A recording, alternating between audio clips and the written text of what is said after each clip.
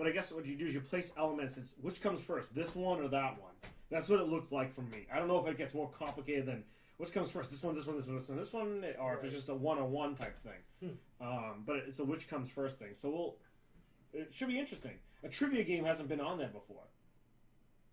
Right. So that'll be interesting to see. I think that's a good thing for them to put on, something different that you don't normally see out there. So those are the indie showcase. So that's the end of the main exhibitors that we really wanted to talk about today.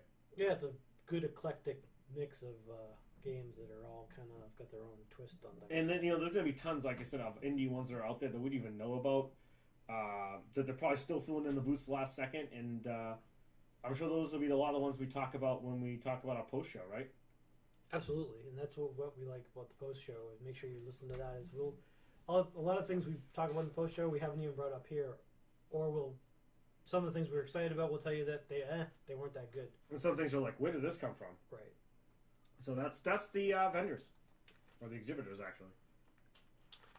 So another big part of PAX is all the schedule of events that go on during the week, all the talks that are given by the different vendors, or pretty much anyone can give a talk at PAX. You just sign up, give a topic, and if they like it, they'll go for it. And there is a huge variety of different talks, from basically vendors showing off their stuff, to podcasters, to people on Twitch, on YouTube.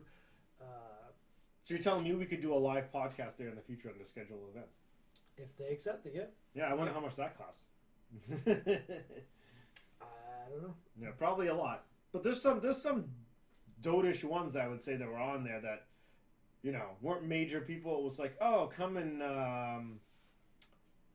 have a good time with us, and they didn't even know who the people were, and it was just like basket weaving 101 with Frank down the street. You know what I mean? There was a couple like that too. Yeah. No, and there's a lot of things that people like to give back. Like they'll say, okay, I struggled through starting to get a board game, and here's how I did it. Yeah. Just so you can learn from my mistakes. Yeah. Or how I started a podcast, or how I started whatever. There's a different mix, and we obviously picked out all the ones we thought were fitting our personal style, right? So we went through and picked some of our style, or just something that we thought that maybe would be large enough people would be interested. Exactly. So let's talk about Friday. So Friday's the first day. The show opens at 10. Usually the first thing's like 10:30 ish. It'll run actually through. Well, most of the talks get over around 5 or 6, and then after that they have more larger events like concerts or games, like large games and that kind of stuff. So the first day, Friday, first thing thought we mentioned is at 10:30 there is the Blizzard preview. Oh yeah, I'm sure you're excited about that.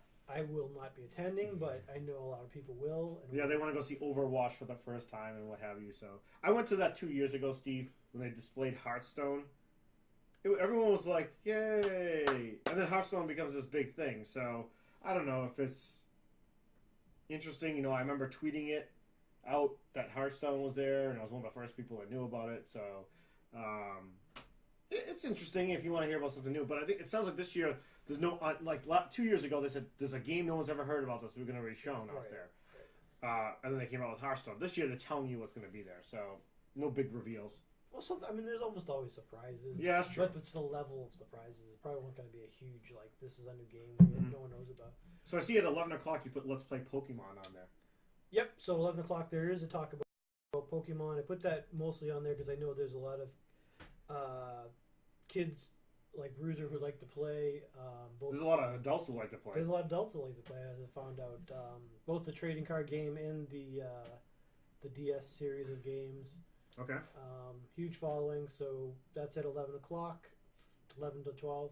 And then you got 11:30. You got another Minecraft modding, another Bruiser favorite, right? Two of the bigger modder companies, Forgecraft and Feed the Beast, will be there, talking at a panel about how to do modding and that kind of stuff. This would be interesting for people who are into Minecraft. Yeah, when I went to Minecon last year, I knew nothing about modding, and I was actually impressed with. They're essentially modding the game, modifying the game to do things that it wasn't originally meant to do. Yeah.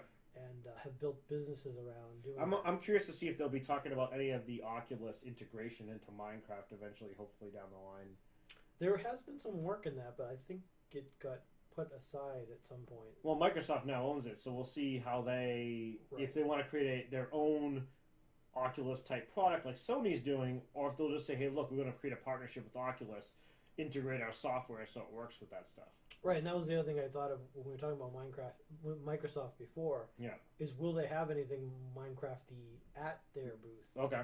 And now that they own it, we'll see. So we'll see. Then we got a couple. 12:30. Yeah, we got 12:30 business basics for indies. So I guess one of those information type things if you want to learn about being an indie Yep, there'll developer. be some people in that indie business area where they're talking about some of the things you need to know. Mm-hmm.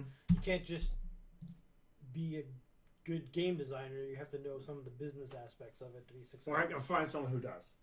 Yeah. Or know where to go. Yeah. What's this tabletop deathmatch also at 12:30? Tabletop deathmatch is. I'm trying to remember. That sounded interesting. I believe that's. Was that the one where they're talking about it, or is that the one where? I think they have. I want to say that there's a throw your ideas out and then they kind of either shoot them down. Oh, is that the one where they like? That's right. That's the one that's like kind of that reality show where they're gonna like you basically go in there and you say, hey, look, I wanna display. What time is that? I believe it was at 12:30 on Friday, unless they've removed it as of. There it is. We're just looking at the schedule here. Game design contest run by Cards Against Humanity. Yeah. So it is. You do come out with. You talk about game design and stuff, and then they'll. It's a kind of a free for all. It's a question and answer period, basically. Yeah, there's some Kickstarter people, some Cards Against Humanity people there, so this should be interesting. And then what's this? Playing games with Grandma at 3:00. And I guess it's a 13+ event, huh? It's one of. They have a few of these like inclusive type talks where they're talking about how to get multiple generations or multiple people into gamers. Into games, and so this one is focusing more on getting older people. Well, it says we want to discuss why Monopoly is not a bad game if you play it correctly. Most people don't realize they play it incorrectly.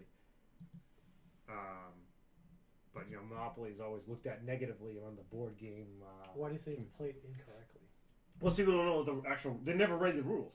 They learn how to play Monopoly from their parents, right? I see. And their parents learned from their parents. It's been out for a while. Oh, so all the additional rules, like when you get towards the end, you run out of money and that kind of stuff. What you can and can't do. No, people don't know how to do the buying phase correctly. How to mortgage stuff. All those type of rules, people just omit, and it makes it a completely different game. I played where you do a pool in the middle. Yeah. Where you, instead of taking the $200 when you pass, it all goes into a pool, and then there's only if you land on a certain spot, you get the big pool. And there's all variants on that. Yeah, well, if you play by the actual original rules of Monopoly, it's supposed to be a completely different type of game. So apparently at 4:30, and we were talking about this, there was supposed to be an original NVIDIA panel, right, Steve? There was when we first went through this. When the schedule first came out, which was like 2 or 3 weeks before PAX. Yep. NVIDIA was going to give a talk about all their stuff, all their stuff. And to be honest, last year's presentation by them was one of the better ones I saw. Oh yeah, it went off into all those video cards and talked about the differences and they did a huge demo and gave away tons of free stuff. Part of it was running on one card and part of it was running on another card, and then they showed you some of the new stuff they're working on. Yeah, so disappointing. Yeah, I'm just disappointed that they're not going to have anything. I don't know. Yeah, we'll see. 4:30 also, do you have what it takes to publish an indie board game? Again, another one of those informational ones. Yep. 6:30, birthing board games from conception to maturity. Those seem to be very similar ones.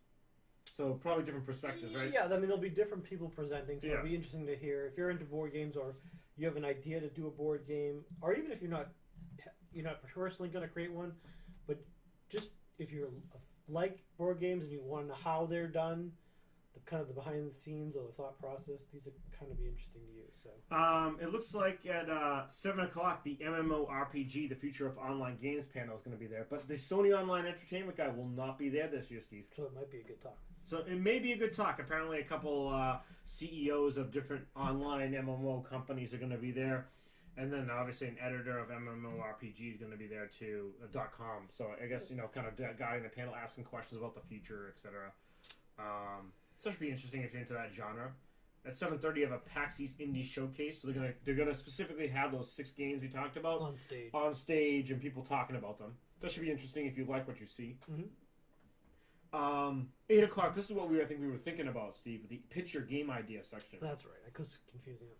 So that one there, you go and there's a panel, and if you have an idea for a game, you pitch it. You pitch it to everyone, and then they give you feedback. Now, some people are like, I'm not going to tell everyone what my game is. I feel like going there and booing everything.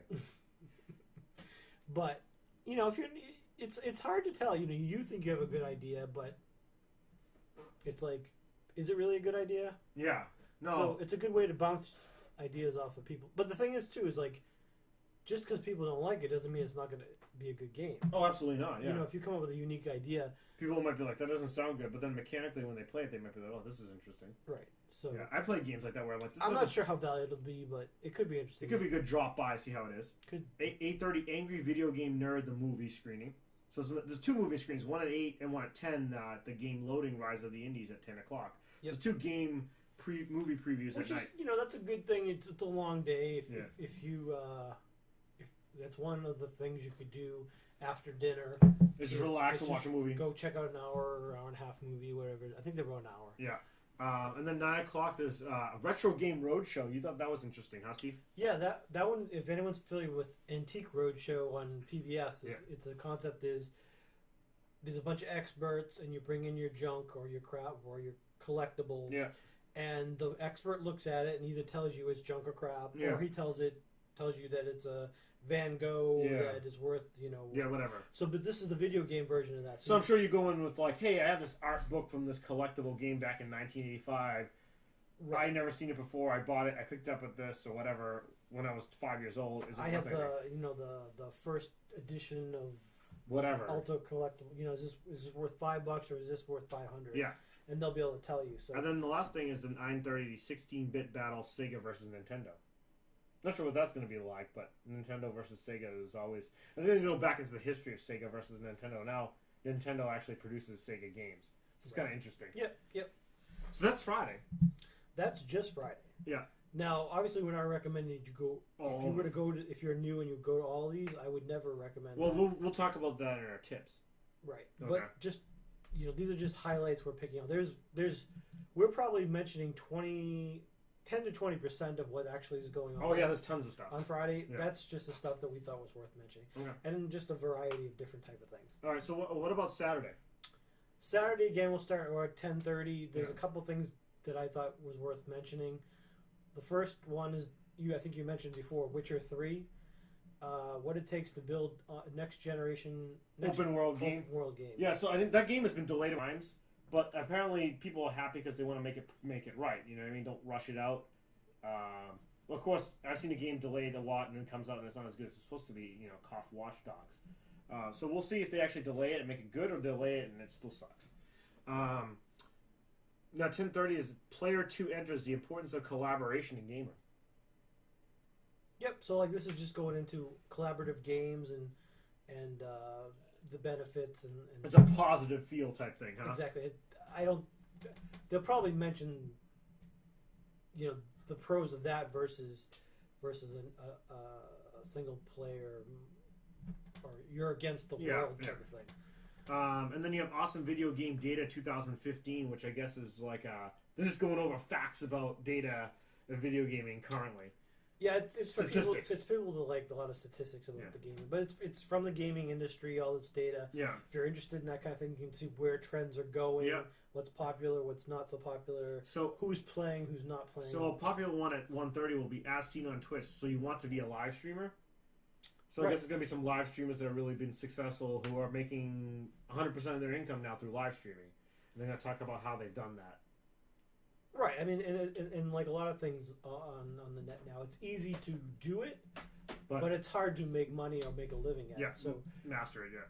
I'm going to just go see it just to see, what can we learn for our company. Yeah.